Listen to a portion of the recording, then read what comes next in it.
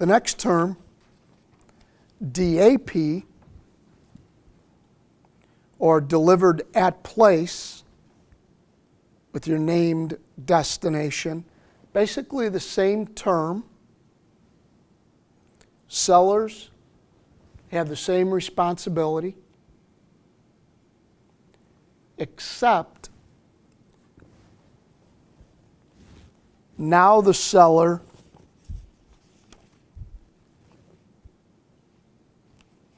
hold on one second. So let me check one thing. Okay, except for now the seller takes on onward carriage. Okay, so now you have your vendor in China is now going to pay for the container or your freight to come all the way to your door. That means they're going to arrange for the freight to move from the Port of New York or the Port of Long Beach here to your door in Buffalo. That kind of gets back to what I said earlier, where I think that you can do a better job of making that arrangement domestically than somebody in a foreign country can. So for that reason, I would always question why somebody would pick DAP over DAT.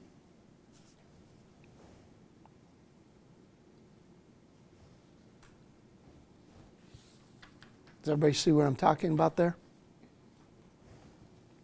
Even if you don't have the international experience.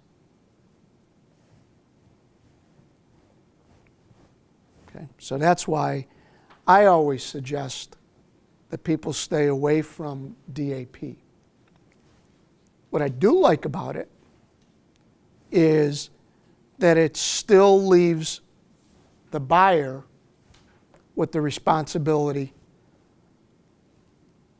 for the import license. They're the importer of record. They're picking their own broker. They're paying their own duties and taxes. They're checking to make sure the HTS numbers are accurate. So either way, DAT or DAP, the shipper or the buyer still has control over what's being reported to the government. Okay?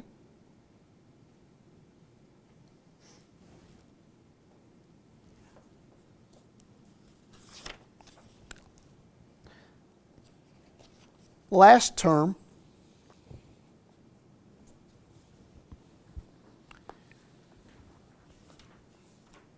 DDP, delivered duty paid.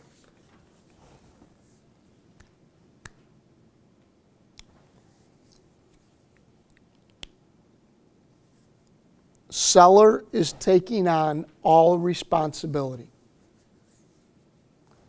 Seller will provide the goods, commercial invoice, other documentation. Seller will take care of export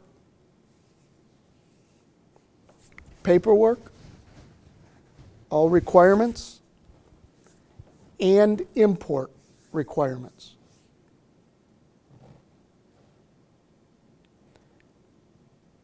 They'll pay for all carriage, pre-carriage, main carriage, on carriage. They have no obligation for insurance. They'll deliver the goods right to the named place of destination. So if you want it right at your dock, they'll put it right on your dock. Pay for all costs, take all risks, pay all duties. They're responsible for the HTS number to be correct. They're responsible to pay taxes, duties to the U.S. government.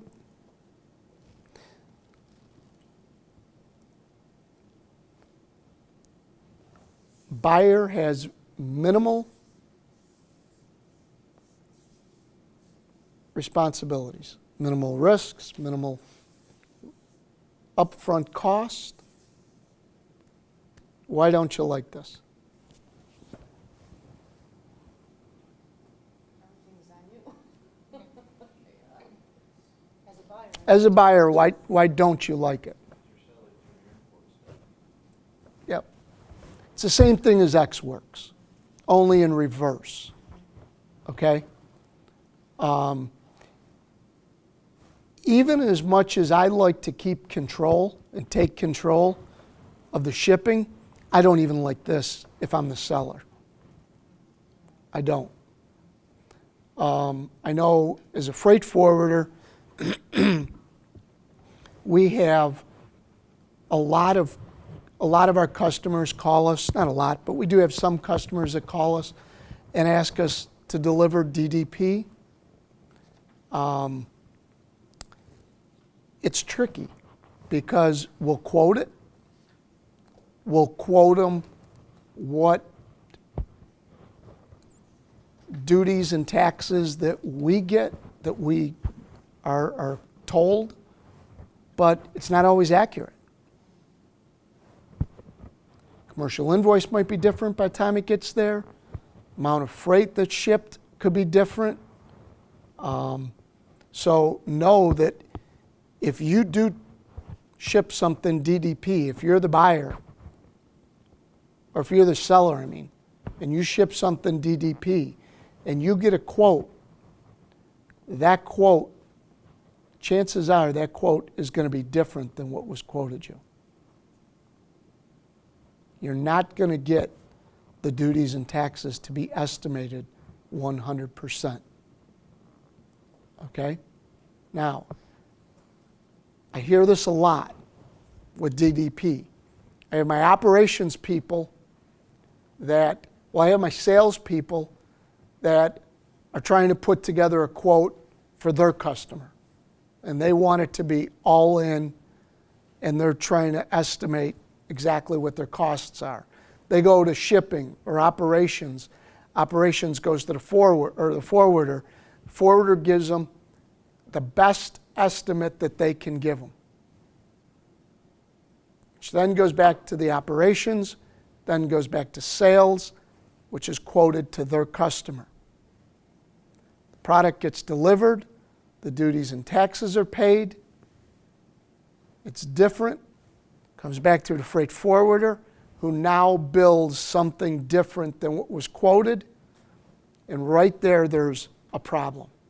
Because now that sales department is saying, you quoted me X, and it came in Y, and now I don't have the ability to go back to my customer and sell it. Add the additional cost.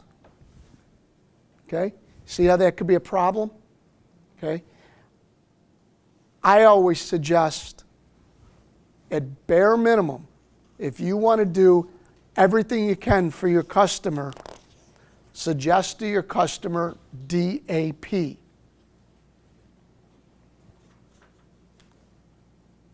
You're still making it an all-inclusive move, so you're still taking care of your customer. You're still letting them feel like it's a domestic purchase for them, because they don't have to do anything, except you're leaving the duties and taxes and reporting to the government to them. And again, even if they don't have the knowledge of doing that, they can always hire a customs broker. But that way, what your freight forwarder quoted you and what you're actually billed will be the same. Okay?